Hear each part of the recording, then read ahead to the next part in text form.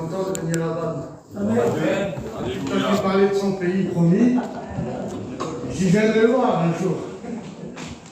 Ben, je remercie le Seigneur, voilà, je suis arrêté pas loin avec Bretagne, à 100 km. Voilà, pour voir un peu les copains. Un peu me passer une petite semaine. Je suis content dans mon cœur de voir venir un peu ce pays, là où il y a eu le réveil. C'est. Tout le monde en parle, d'ailleurs, on parle en plus de c'est vrai de réveiller. De réveiller semblerait que c'est un peu plus facile que de rester éveillé. On réveille, c'est vrai que le Saint-Esprit réveille les gens. Mais pour se tenir éveillé, c'est plus compliqué. Il y a des fois, c'est nos efforts qui vont permettre de rester éveillé avec l'aide du Saint-Esprit, de la parole de Dieu. Tous les jours, on s'efforcer. Il revient. Amen. Il revient, Seigneur. Alors j'ai un petit mot, un tout petit mot. Je ne suis pas là pour vous apprendre ce que j'ai appris ou ce que je sais. C'est un petit mot de Dieu. On va voir que le Saint-Esprit va faire. C'est dans 1 Roi 18, verset 21. Alors Élie s'approcha de tout le peuple et dit, jusqu'à quand clochez-vous des deux côtés?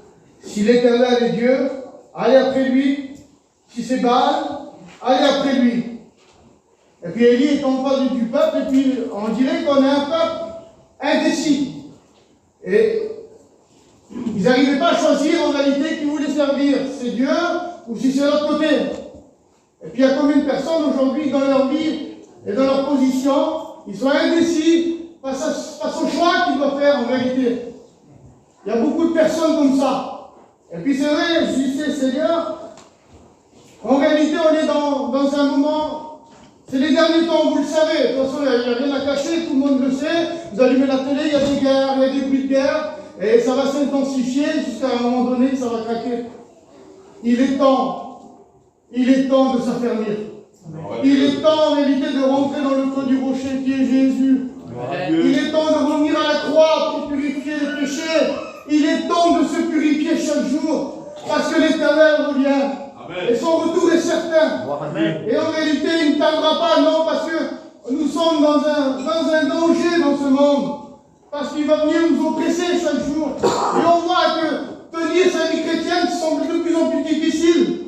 Il y a une fatigue bien des fois, Seigneur. Mais Seigneur nous donne des forces chaque jour. Il renouvelle nos forces pendant la marche. Mais seulement, il faut y aller dans le secret. Il ne faut pas se priver de la présence de Dieu.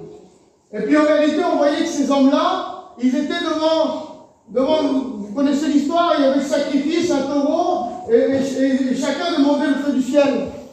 Et le peuple allait voir lequel Dieu allait agir, lequel Dieu allait pouvoir consumer l'Holocauste. Et puis suivant la réaction, suivant de celui qui allait agir, ils allaient se tourner vers celui qui allait agir. Il semblerait que le peuple là, il semblerait qu'il gardait une réserve. Qu'il gardait une réserve devant Dieu. Et ne voulait pas se donner entièrement, si vous voulez, d'un côté ou de l'autre. Parce qu'ils étaient indécis dans leur vie. Et puis Seigneur, combien de monde aujourd'hui, les inconvertis, veulent garder une réserve dans ce monde pour quoi faire? Au cas où que les choses s'arrangent. Au cas où qu'il y aurait des projets qu'ils ont formés dans leur cœur. Essayez de les accomplir. Mais je vous le dis en vérité, il n'y a plus rien à espérer. Les seuls projets que tu dois avoir, c'est de garantir ta vie dans le salut de Dieu. Amen. Voilà le seul projet que tu dois avoir. C'est de mettre ta vie en règle avec le Seigneur. Et je te le dis, ne tarde pas. Ne tarde pas parce qu'en réalité, c'est vrai. On sera sûr du salut de quelqu'un au jour où le Seigneur reviendra. Pas avant. Ce n'est pas la peine de se tromper par des faux raisonnements. Parce que nos cœurs devant Dieu sont sincères et vrais. On ne joue pas un jeu. Les choses de Dieu, c'est vrai, c'est sincère, c'est sérieux. Alléluia. On ne joue pas avec le salut. Parce qu'en réalité, on peut se tromper par des faux raisonnements. Et suivre des directions peut-être, je ne sais pas. Des fois on se trompe, Seigneur, et puis on revient à la croix.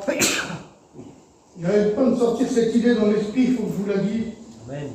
Je vais vous le dire. Je ne voulais pas le dire, mais je vous le dis, c'est dans Genèse 11, le message qu'on avait préparé, je ne voulais pas le faire. Genèse 11, verset 31. Terach prit Abraham, son fils, et Lot, fils d'Aran, fils de son fils, Sarah et sa belle-fille, femme d'Abraham, son fils, sortis ensemble de Ur, en Chaldée, pour aller au pays de Canaan. Ils vinrent jusqu'à Charan, et ils y habitèrent. Et puis, sans faire esprit, le Seigneur m'a montré quelque chose dans ce passage-là. Et qu'en réalité, Abraham a commencé à partir de Ur en Chaldée. Mais en réalité, on ne voit pas que Dieu l'a appelé à sortir de là. Et on voit qu'il prend une décision comme ça, et puis il sort. Ur en Chaldée, c'était le pays du Dieu païen. Ça veut dire qu'il y avait beaucoup d'idoles là-dedans. Et si vous voulez, on voit qu'Abraham, avec son père, part. Ils vont à Charan. Et Terach, lui, il suit Abraham. C'est lui qui prend son fils et qui part. Terach veut dire faire une halte. Ça veut dire stopper. Ça veut dire faire un arrêt. Et puis bien des fois, Seigneur, on voit que là où il s'est établi, Abraham, avec son père, ils sont établis à Charan. Et en réalité, quand Dieu les avait appelés sur le chemin qu'ils devaient accomplir, ils se sont arrêtés en chemin. Et pourquoi ils se sont arrêtés? Alors c'est vrai, Seigneur, on a commencé avec Dieu. Il faut qu'on finisse avec Dieu. Amen. On a commencé dans le spirituel, on finira dans le spirituel. Amen. Et puis en réalité, on voit la direction qu'il y avait là. Abraham, dans son esprit, il n'a pas compris l'appel de Dieu en premier. Il dit, comment ça, Seigneur? Alors il est là, et puis lui, il part avec toute sa famille, son passé, on va dire. Il part avec son passé. Et je dis, Seigneur, comment tu l'appelles à partir, il dit, quitte ton pays, quitte ta maison, quitte ton père, la maison de ton père. Et on comprend que l'appel d'Abraham, il n'était que pour lui seulement. Il n'était pas pour les autres.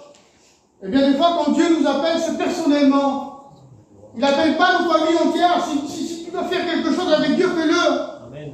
Si tu dois repentir avec Dieu, fais-le. Commencer la marche avec Dieu, fais-le. Parce qu'en réalité, aujourd'hui, on est plus près du salut qu'hier. Donc il est temps que tu démarres avec Dieu. Il est temps que tu entreprends ton voyage personnel avec Dieu. Les plans et les projets qu'il a formés pour toi. Mais seulement, il faut que tu les gardes ici, là. Amen. Seigneur, et tu t'assois, tu réfléchis s'il y a de la dépense. Et puis tu réfléchis si tu peux arriver au bout. Mais si tu t'appuies sur tes propres forces, crois-moi que tu n'y arriveras pas. Mais si tu dis, Seigneur, il faut que tu me portes, il faut que tu me relèves, il faut que tu m'encourages. Et bien des fois, on a besoin de ça, Seigneur. On a besoin que Dieu vienne, nous redonne des forces, qu'il nous refait dans notre esprit, qu'on repasse les promesses de Dieu par la parole. Et là, dans nos cœurs, ça forme quelque chose de joyeux, quelque chose de tranquille. Seigneur, oui, on va dans la direction du ciel. Et puis en réalité, ce passage-là, ils sont à Charan. Charan veut dire la route qui est déserte ou desséchée. Ça veut dire que là où ils sont, en réalité, ils sont arrêtés à un endroit. Et puis il n'y a plus rien. Il semblerait que les terres sont secs, je ne sais pas. Il semblerait que leur vie, là, elle s'est arrêtée. Les projets de Dieu se sont arrêtés. Et qu'il n'y a plus en réalité ce feu qu'il y avait au départ dans le cœur de dire, Seigneur, tu reviens. Seigneur, tu reviens, puis je veux être prêt. De tout mon cœur, de toute mon âme, je veux être prêt. Est-ce que ce feu encore là, il est tous les matins quand tu te lèves et tu dis peut-être, Seigneur, tu reviens aujourd'hui. Ou le soir quand tu te couches, Seigneur, peut-être que demain je ne me réveillerai pas et puis je serai dans le ciel de gloire. C'est les projets qu'il a formés sur chacun de nous. C'est les projets de bonheur. Et puis Seigneur, il faudrait que ces sentiments-là, ils ressurgissent en nous, Seigneur. Et que ça nous pousse à nous rentrer dans le secret de Dieu. Et puis aller intercéder pour ceux qui n'y sont pas encore. Essayer de les arracher du feu. Avec une joie dans le cœur de dire, Seigneur, reviens. Mais avec aussi rempli d'esprit. Et aller chercher nos familles, là. Leur montrer en réalité que dans nos vies, on est joyeux. Parce que le retour du Seigneur est proche. Gloire à Dieu. Alors, merci Jésus.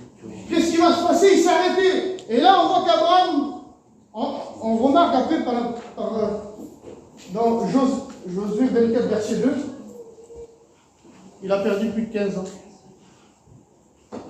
Du moment où il est parti, De Ur en Chaldée, il s'est mis à Charan, il s'est établi, il y a habité 15 années. L'appel de Dieu, normalement, il aurait dû la recevoir. Quand on lit dans Genèse 11, il le reçoit à Charan. Mais quand on va dans Acte 7, versets 1 et 2, c'est Jacques qui dit ça. Il dit que Dieu a fait Abraham en Ur en Chaldée. Ça veut dire qu'il y avait déjà eu un appel de Dieu avant. Il y avait déjà eu un appel de Dieu sur sa vie. Et puis c'est pour ça qu'on comprend pourquoi cette famille-là est partie en réalité.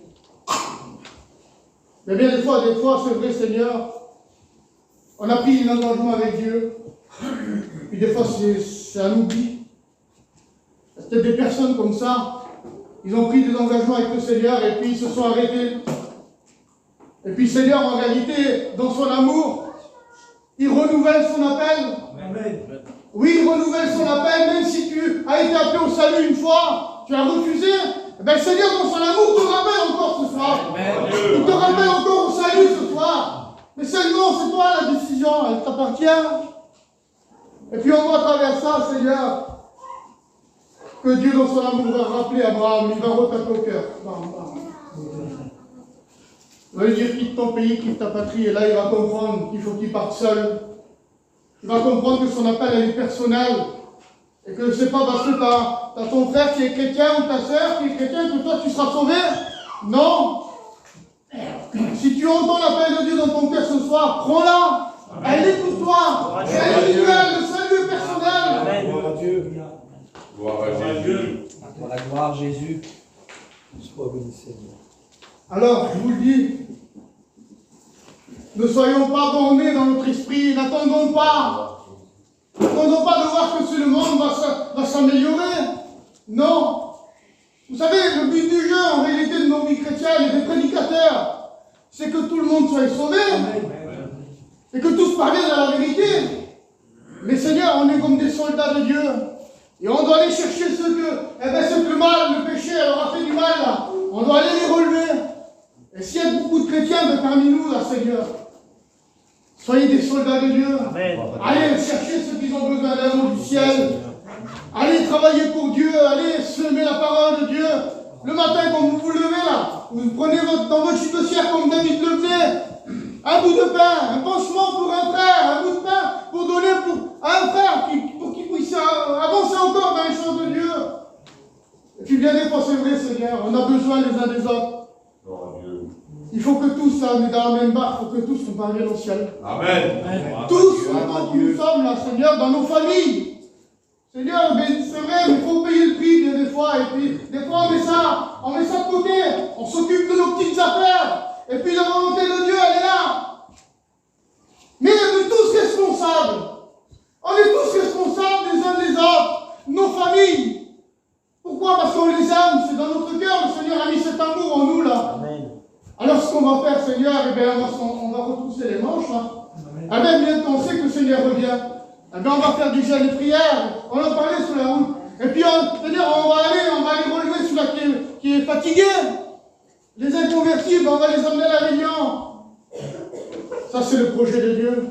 On ne veut pas mettre ça de côté. Ça, c'est la volonté de Dieu.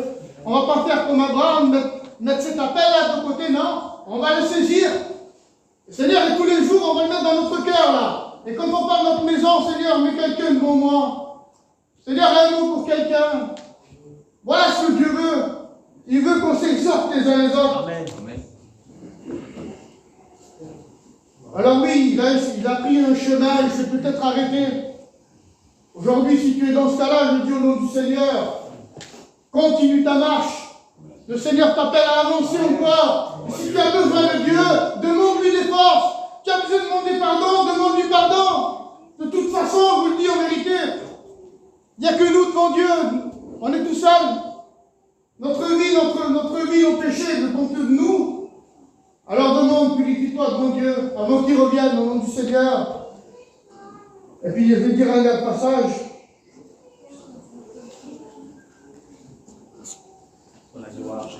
Alléluia.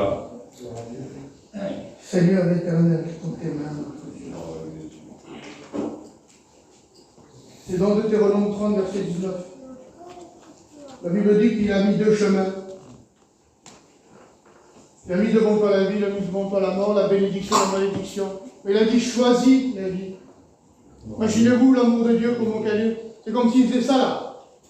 J'ai mis deux chemins devant toi, la mort et la vie. Mais il va faire comme ça là. La mort, il la met là, il lui dit choisis la vie. Amen. Choisis la vie. Amen. Parce que c'est un Dieu d'amour, il veut te conseiller. Amen. Il veut que tu parviennes jusqu'au salut. Seigneur, il a donné sa vie pour chacun. Amen. Et pour ça là, pour ça. C'est-à-dire, s'il faut que tu le fasses, passe devant la croix. Arrête-toi devant la croix. C'est dans Matthieu 27 qui dit ça. Des passants passaient devant la croix et puis ils voyaient le spectacle là. Il y avait le Christ, Seigneur, ensanglanté sur une croix. Et puis il secouait la tête. Ils vont lui dire, mais qu'est-ce que c'est que ça? Laisse-moi te dire que si tu fais passer devant la croix, tu verras l'œuvre de Dieu vraiment pas jolie. Tu verras quelque chose d'affreux peut-être. Mais si tu t'y arrêtes et tu considères le cadeau de Dieu, amen, tu verras qu'il y a tout l'amour de Dieu sur cette croix. Amen. Tu verras qu'il y a toute la gloire de Dieu pour ta vie. C'est le salut, c'est ton cadeau. Amen. Alors par la foi, Seigneur, saisis. Saisis-le. Alléluia. Seigneur, Jésus m'a dit, j'étais tous les jours parmi vous. Et vous ne m'avez pas saisi. Alors au nom du Seigneur, saisis-le. Saisis-le dans ton cœur. Il est le cadeau pour toi. Oui, Seigneur, t'aime. Jésus t'aime, il a donné sa vie. Ne néglige pas un si grand salut au nom du Seigneur. Je te le dis, si tu as quelque chose à faire avant que le Seigneur revienne, fais-le. Fais-le. Si tu dois demander pardon à Dieu pour tes péchés, fais-le. Si tu dois dire, Seigneur, j'ai besoin de force pour avancer, fais-le. Seigneur, c'est individuel ce soir. Mais Seigneur, avec le même esprit pour tous. Que Dieu encourage à chacun et qu'on puisse parvenir nous tous là. Et qu'on se revoie dans le ciel. Amen. Seigneur, je vous le dis, Seigneur, ce petit songe, j'ai fait, Seigneur. J'ai fait un songe, j'ai rêvé, je voulais parler de Dieu, puis on sait que c'est dans les derniers temps, et on veut évangéliser. Et là, il y avait mon père devant moi. Je voulais lui parler de Dieu. Et puis, comme j'ai voulu lui parler de Dieu, je lui disais, papa, il faut que tu te répondes, le Seigneur revienne. Et puis il semblerait qu'on soit endormi là. Et puis d'un coup, ça a fait dans moi comme un électrochoc, comme un pressentiment. J'ai regardé, puis l'aspect du temps avait changé. Et puis comme je dis, Seigneur, ça y est, c'est fini. Le Seigneur revient, et puis là, c'est toute ma famille qui est venue devant moi. Elle est instantanément comme ça. Et je disais, Seigneur, repentez-vous. Vite, le Seigneur est là, vite, repentez-vous. Et puis pas de temps. Pas de temps qu'il y ait une prière qui avait sorti de leur bouche. Je tourne la tête et puis il y avait des milliers de personnes autour de moi. Et puis je voyais des personnes que le Seigneur prenait. Et j'avais mon petit bébé dans les mains. Et puis je l'ai donné au Seigneur comme ça. Parce que je savais, j'étais tranquille dans mon esprit. Et puis à un moment donné, je dis, Seigneur, je voyais des milliers de personnes. Et le Seigneur me prend, il m'a sorti de tout ça. Et je voyais toute la foule devant moi. Et je voyais les âmes que le Seigneur prenait. Et puis je dis, Seigneur, mais je dis, regarde. Je voyais ces âmes qui partaient, puis je dis, mon Seigneur, semblerait que j'étais resté là. Mais cet esprit qui dit, regarde. Et tous ceux qui étaient devant moi, je vous le dis devant Dieu, ça m'a déchiré mon cœur. J'ai jamais vu autant de lamentations de toute ma vie.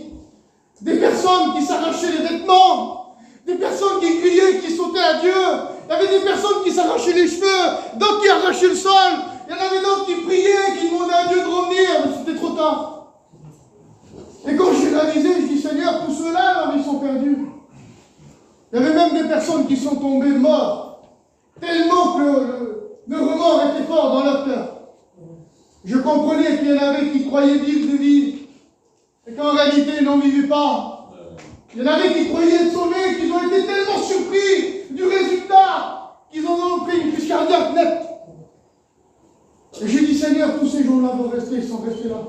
Et Seigneur, je sentais le vent sur mon visage, et puis le Seigneur me prend. Amen. Et je suis arrivé dans le ciel, et puis c'était comme ça. Il y avait un grand banquet comme ça en bois là.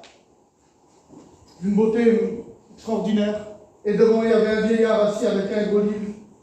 Et comme je suis arrivé là, les pages se sont tournées toutes seules. Elle était toute blanche. Et il n'y avait rien marqué dessus. Je dis, c'est bizarre. Et puis, comme je suis arrivé, elles sont tournées là. Et mon nom, comme ça, il s'est apparu en or.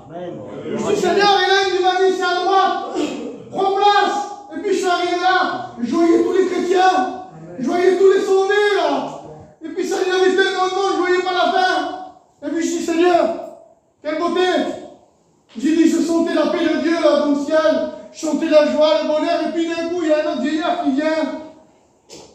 Et il dit, venez vous tous ici, là. Les bénis de mon Père, venez. Il nous a fait rentrer dans une salle. Il n'y avait pas le haut, il y avait que les côtés. Et j'ai vois ça ce matin, tout à l'heure. Porte, levez vos linteaux. J'ai dit, Seigneur. Et là, on est rentré. Et puis là, il y avait là une grande table. Il y avait une grande table, il y avait des chants de louange et d'adoration. Je voyais des lumières. Et je voyais que c'est ces lumières-là. Je voyais que c'était les anges, je ne les voyais pas. Je voyais que des lumières, il y avait une présence de Dieu. Je me suis réveillé rempli du Saint-Esprit. Je ne voulais même plus repartir. Je dis, Seigneur, c'est là ma place. C'est là ma place, c'est pour ça qu'on se bat. C'est pour ça, Seigneur, qu'on vit tous les jours. C'est pour ce moment-là. Alors je ne veux pas repartir, Seigneur. Eh bien, je me suis réveillé. Et j'ai été vraiment bouleversé dans mon cœur. Et je vous dis, tout ce que j'ai dit en sondage, je n'avais jamais lu dans la parole de Dieu. Je n'avais jamais lu. Je ne pouvais même pas l'imaginer de mon esprit. Et puis je suis allé voir un frère, je parlais avec lui, il fait un rêve bizarre. J'ai rêvé comme ça, comme ça. Il dit, t'as rêvé des noces de l'agneau? J'ai dit, comment ça? Je dis, c'est quoi les noces de l'agneau? Eh bien, il me dit, c'est comme ça. Il dit, regarde, comme ça, comme ça. Je dis, c'est pas possible. Mais lui, il est béni dans son cœur quand je lui dis ça, mais moi, je n'y réalise pas. Puis je rentre chez moi, et puis je me mets dans ma chambre, je ferme ma clé. Et je me mets un jour devant Dieu, et je prie au secours. Et je dis, Seigneur, si vraiment tu as montré ça, donne-moi une confirmation.